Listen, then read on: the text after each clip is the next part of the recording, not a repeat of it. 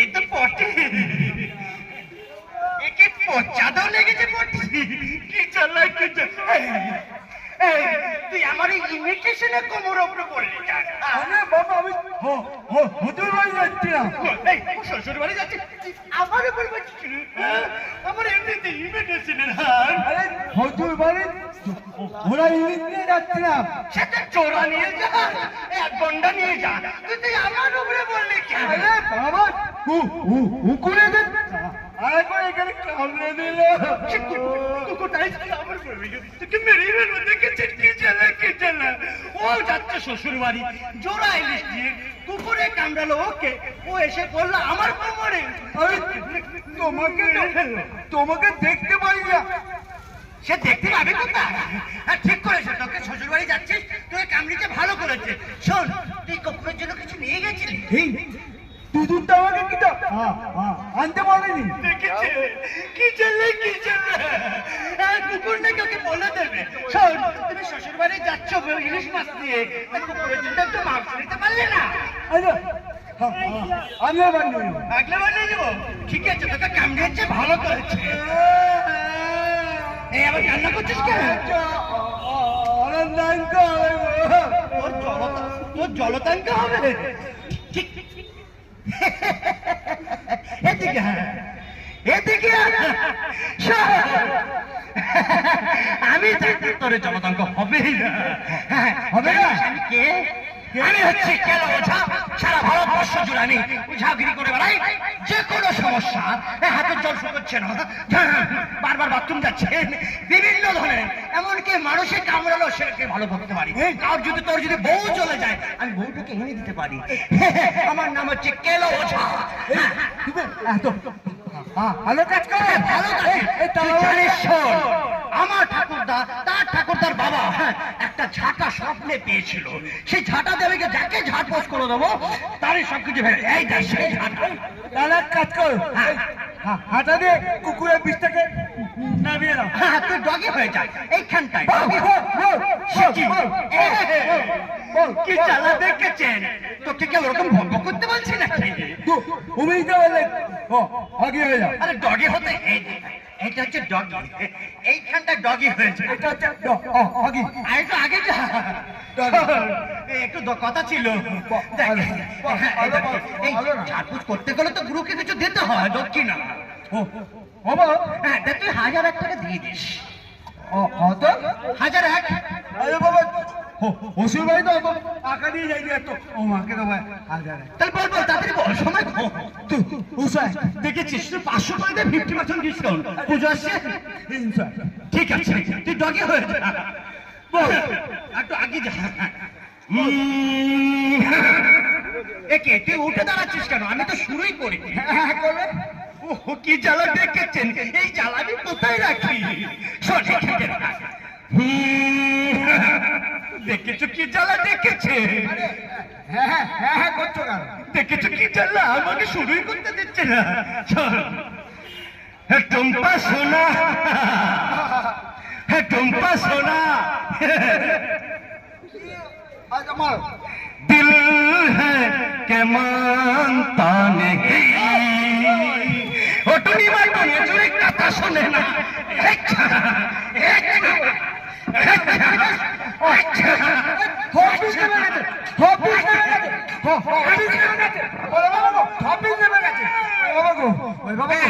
আপনি কে হাগা?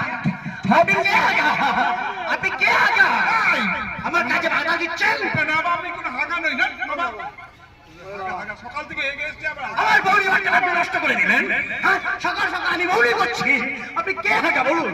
আলু চোর না? আলু চোর না, ওরা ওটা আমাকে হাঁটা পিঠে সব নামিয়ে দিয়েছে। স্যার ভালো আছেন? স্যার ভালো আছেন? বাড়ির সবাই ভালো আছে?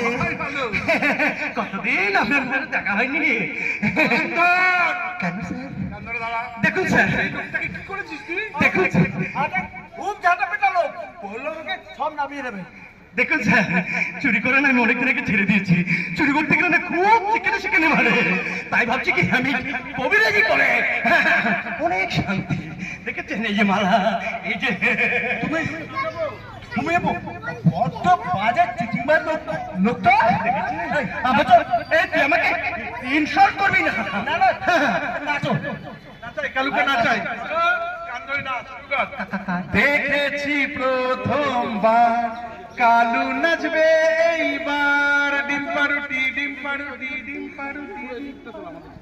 আপনার এলাকায় এরকম বোঝা তুমি বলো আমি শুনছি। আচ্ছা শোনো, কুকুরে কামড়াক বা আচর দিক, বিড়ালে কামড়াক বা আচর দিক, বাঘ তো এখানে নেই, বাঘ বাদ দিলাম, গরু, ছাগল, ইঁদুর, স্যার আমাদের ওখানে শিয়াল আছে।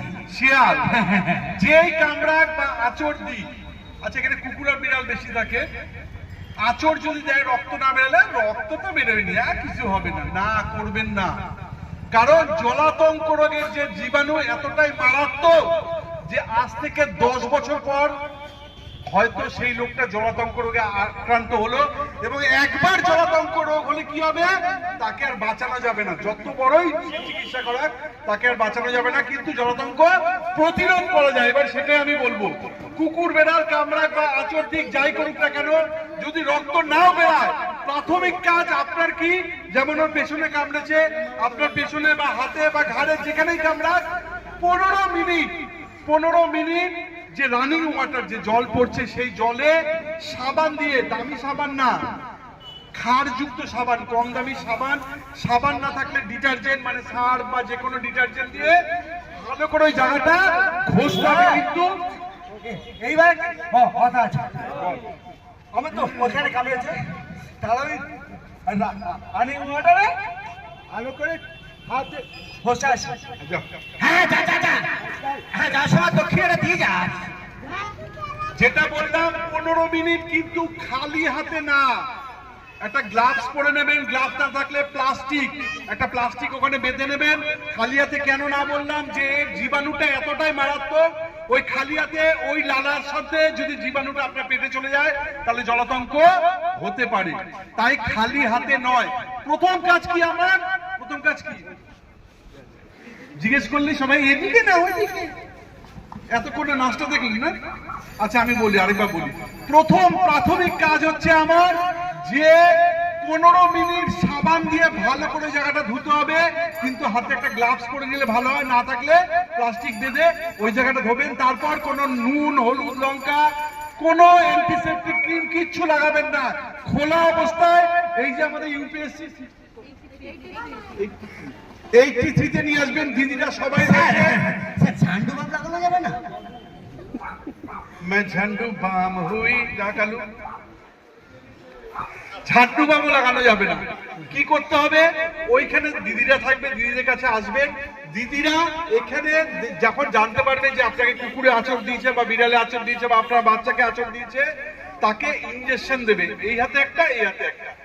যেদিন কামড়েছে সঙ্গে সঙ্গে যাবেন, যে ইনজেকশনটা দেবে সেই দিনটা 0 দিন ধরা হয়। তার ঠিক 3 দিন পরে আবার এই হাতে একটা এই হাতে একটা, দুটো ইনজেকশন দেবে।